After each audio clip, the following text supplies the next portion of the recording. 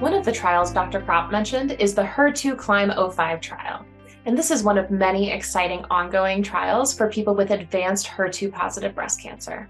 If the HER2CLIMB-05 trial is successful, this will replace the standard of care regimen that has been used in the first-line setting for more than 10 years. We spoke with Dr. Sierra O'Sullivan, a member of the HER2CLIMB-05 steering committee, to tell us more about what the gap is that this trial is trying to fill for patients. Yeah, that's a great question. So the gap that the HER2CLIMB-05 trial is trying to fill for patients, it is really that the standard of care for first-line metastatic HER2-positive breast cancer has remained the same since 2012, and is currently a chemotherapy drug called Taxol, combined with trastuzumab or Herceptin, and pertuzumab or Perjeta. And after patients complete chemotherapy, they continue Herceptin and Perjeta as long as their cancer remains stable.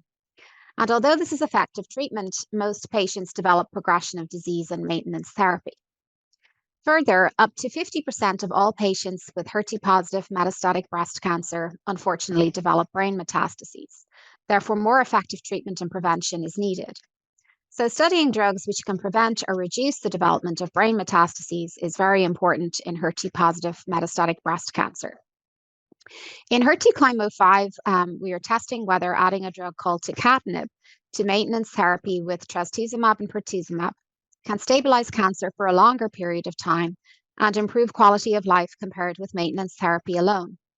As tucatinib is already known to improve disease stability and overall survival, and/or can delay the development of brain metastases in women who have received several treatments for HER2-positive metastatic breast cancer, it is thought that patients receiving their first-line therapy for HER2 metastatic disease could also benefit.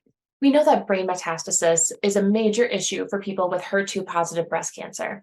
And we just heard exciting news from Dr. O'Sullivan that tucatinib may delay the development of brain metastasis. We asked Dr. O'Sullivan why it is so important to find new treatments to prevent and target brain metastases.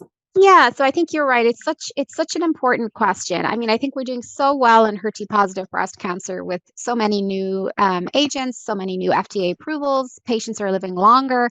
However, patients still develop brain metastases, and they can be really difficult to treat, and they can compromise morbidity and mortality. So I think newer treatments that can prevent brain metastases to begin with, or more effectively treat existing brain metastases, are really important. So tucatinib, because it really penetrates or gets really effectively into the brain, which not all of the medications that we use to treat HER2-positive breast cancer can do, is really promising in this setting. And we really just hope to reduce this incidence of brain metastases and just get a better handle on the situation. Dr. O'Sullivan also shared with us what people need to know about the HER2CLIMB-05 trial. HER2CLIMB-05 is a phase 3 trial which will recruit 650 patients with advanced HER2-positive breast cancer in the first-line setting. Patients must have completed 4 to 8 cycles of taxane-based chemotherapy plus trastuzumab and pertuzumab. All patients continue standard maintenance therapy with trastuzumab and pertuzumab once every 3 weeks, as well as hormonal therapy if applicable.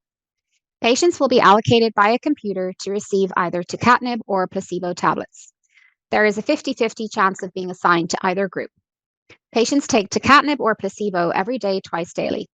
Clinic visits are once every 3 weeks, the same time that treatment with trastuzumab and pertuzumab is planned.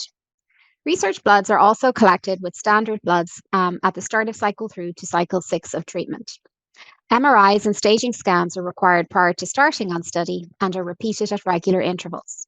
Questionnaires are administered intermittently to assess quality of life.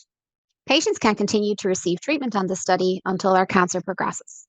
The main goals of this study are to study the anti-tumor activity of tucatinib combined with trastuzumab and pertuzumab, as well as to determine if the three-drug combination can prevent or slow the development of brain metastases, as well as treat any existing brain metastases. Dr. O'Sullivan is really excited about what this trial could mean for patients, and she explained to us why. So I'm personally excited about this clinical trial. As based on the available evidence, I'm hopeful that tucatinib combined with standard maintenance therapy with trastuzumab and pertuzumab will improve disease control and overall survival in patients with HER2-positive advanced breast cancer treated in the first-line setting. I'm really interested to see the outcomes in relation to the prevention and treatment of brain metastases, as an improvement would be a potentially major advance in the treatment of HER2-positive metastatic breast cancer.